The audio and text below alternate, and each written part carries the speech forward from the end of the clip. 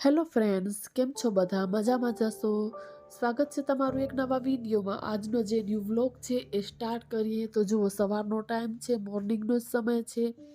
બધા બ્લેન્કેટ્સને છે એ ઘડી કરીને મૂક્યા છે। બધા સારી રીતે મારા દીકરાનો રૂમ છે ત્યાં મૂકી દઈશ। તો શિયાળાના દિવસો બહુ જ ટૂંકા પડે છે ઘરના કામ કરવામાં। તો જો સવારમાં જ ફૂલ એનર્જીની સાથે છે ને બધા વધારાના જે આજ કામ છે ને એ કરવાના છે। તો સૌથી પહેલાં તો મારા માટે છે ને સવારના સમય કાઢી અને થોડી વાર મેડિટેશન, યોગા એ બધું હું થોડું ઘણું કરું છું।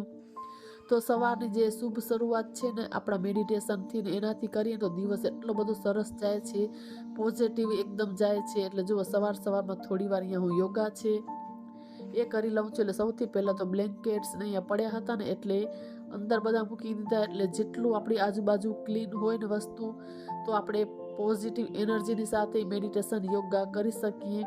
અને જો અસ્તવ્યસ્ત પડ્યું હોય ને બાજુમાં તો બિલકુલ જ મજા નથી આવતી। એટલે સૌથી પહેલાં તો મેં બધી વસ્તુને સેટ કરીને પછી કીધું ચાલો થોડી વાર છે ને મારા માટે ટાઈમ કાઢી લઉં। એટલે સવારની જો શુભ શરૂઆત આવી રીતના થાય ને તો આખો દિવસ સરસ જાય છે। અને પછી જો આવી રીતના ભગવાનને યાદ કરી અને પછી મારા આગળના જે કામ છે એ મેં કરવાનું સ્ટાર્ટ કર્યું છે। તો આજ તો જો સવારમાં જ ઘરના જે આંગળા અને વધારાના કામ પાર પાડવાના છે ને તો એ બધા મેં ચાલો કરી લઉં। તો અહીંયા જો ઝાડુ કાઢી લઈશ પહેલાં તો, અને પછી મને દેખાઈ ગયું કે થોડીક ઝાડમાં પ્લાન્ટ્સમાં કટિંગ કરવાની છે તો છે એ કરી લઉં છું। કેમ કે અમુક પ્લાન્ટ્સ સાવ સુકાઈ ગયા છે। જો આ હું કટિંગ કરું છું ને એ ચોમાસાનું છે। તો ચોમાસામાં જ એની અંદર સરસ ફૂલ થાય છે, એટલે સુકાઈ ગયું છે તો એને પણ કટિંગ કરી દીધું છે। અને વધારામાં થોડા બધામાં કટિંગ કરી દઈશ એટલે પછી વધારે ફૂલ આવે। એટલે જો આવી રીતના ડીપ ક્લિનિંગ છે ને આજે બધી આંગણામાં હું વધારે બધી કરવાની છું। વધારાના જે કામ છે ને મેં કીધું ચાલો આજ તો સવારમાં ફૂલ એનર્જીની સાથે જ બધા ઘરના કામકાજ છે એ કરી દઉં। તો સવારમાં કંઈક જો આવી દિનચર્યા છે મારી આજની।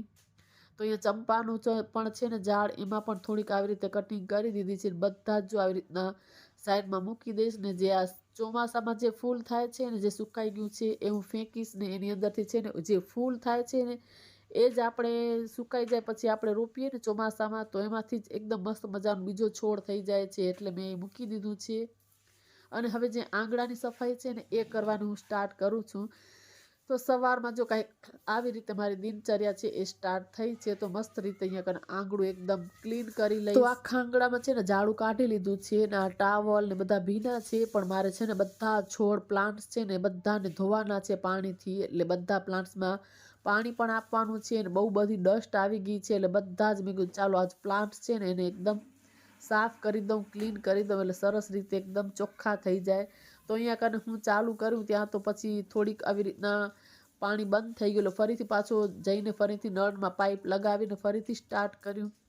તો આવી રીતના જો બધા પ્લાન્ટ્સ છે ને એને ઉનાળામાં તો હું વીકમાં એક વખત ધોઉં છું, પણ શિયાળો છે બહુ ઠંડી હોય એટલે હમણાં જો મોટર ચડાવીને પાણી ભરીને સારી રીતે બધા છોડ છે ને એને સારી રીતે એકદમ ધોઈ લઈશ। એટલે બધી મટ્ટી ને એ હોય ને નીકળી જાય છે।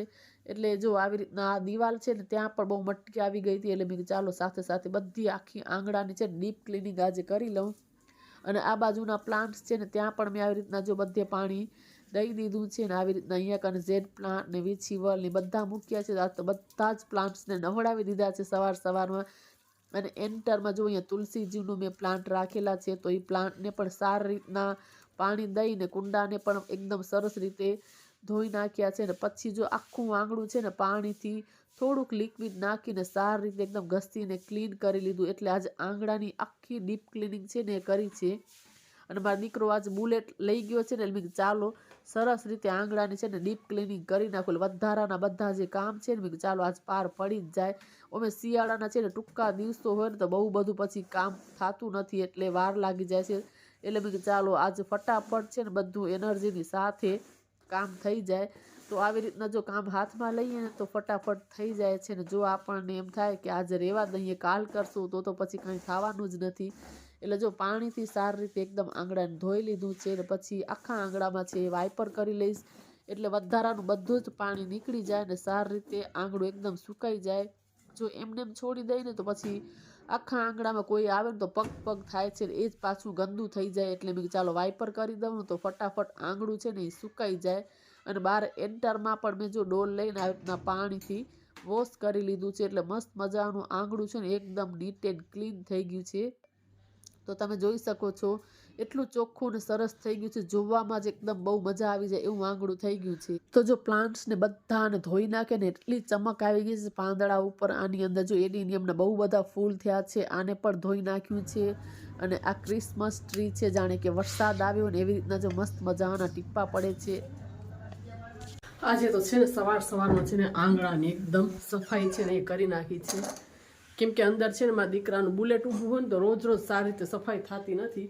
તો આજે બુલેટ ઘરમાં હતું નહીં એટલે બધા પ્લાન્ટ્સને છે ને પાણીથી એકદમ નવડાવી દીધા છે. આજે તો સરસ રીતે એકદમ પાંદડા ઉપર બહુ ધૂળ આવી ગઈ હતી. ઉનાળામાં તો અઠવાડિયે એક વખત એવી રીતે નવડાવી દઉં, બધા પ્લાન્ટને ધોઈ નાખું છું. પણ શિયાળો છે ને એટલે થોડુંક હું નથી એવી રીતના કરતી. પછી પ્લાન્ટ્સ છે ને ખરાબ થઈ જાય છે. થાકી ગઈ એટલે હમણાં છે ને મોટર ચાલુ કરીને એટલે ગરમ પાણી થોડુંક અંદર આવે. ટાંકીમાં ભરેલું હોય ને એ ઠંડુ હોય એટલે પાણી મોટર ચડાવી તાજું પાણી આવે ને એટલે ગરમ હોય, બહુ ઠંડુ ન હોય. તો બધા પ્લાન્ટ્સને પાણીથી ધોઈ નાખ્યા છે. એટલે પાંદડા મસ્ત બધા એકદમ જેમ ડસ્ટ આવી ગઈ હતી ને એકદમ સરસ ચોખ્ખા થઈ ગયા. અને સાથે સાથે છે ને આંગળાની પણ ડીપ ક્લિનિંગ કરી નાખી એટલે એ પણ એકદમ મસ્ત ચોખ્ખું કરી નાખ્યું છે.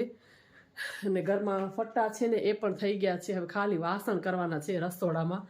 તો જો ચા નાસ્તાના વાસણ છે ને એ કરવાના છે. બાકી તો બધું કામ કમ્પ્લીટ થઈ ગયું છે.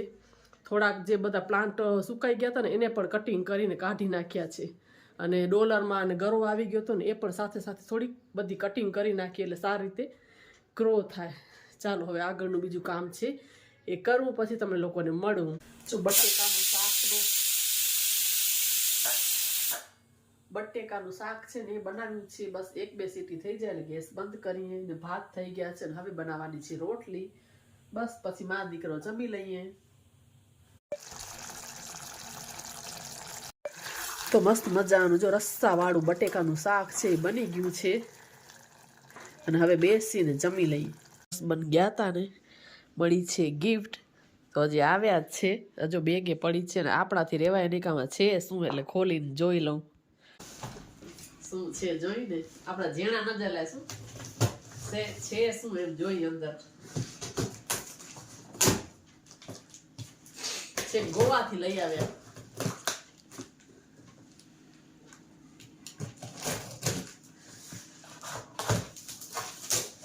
ઓહો